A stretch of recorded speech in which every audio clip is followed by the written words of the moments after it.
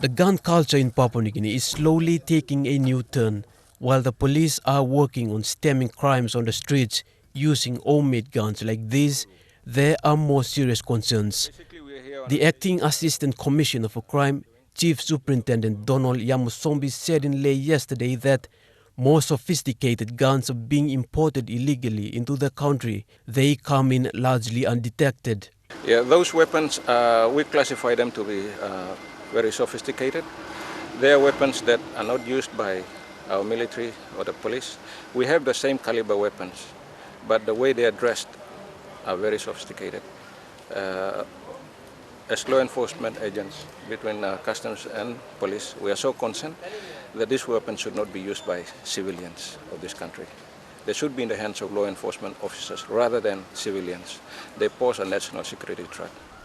But what that is posing a serious concern to the country is the PNG's National Firearms Act. Police say the Firearms Act is old and the serious crimes involving smuggling of illegal firearms can't be used to appropriately charge the offenders. All these come after a gun smuggling bust in Leh 2 years ago involving high-powered firearms that was smuggled into the country. Yoshi Kundi Ikeda, a 39-year-old Indonesian man, alleged to be involved in a gun smuggling racket, has his case now before the Leh court. Also, the owner of a prominent company in Leh is also expected to stand trial tomorrow, following his alleged involvement in smuggling military-type weapons into PNG.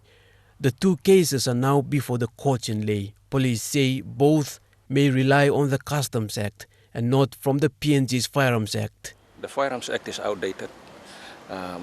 It is a great concern now that the first case that we attended earlier this year under the firearms in which the police were dealing with has been dismissed or disposed of with unfavorable results. So we are now doing this under the Customs Act.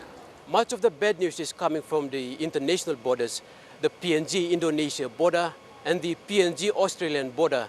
National security risks are mounting, the police say, and the level of attention given to these strategic locations is very unsatisfactory. Edwin Fidelis, National EMTV News, Leh.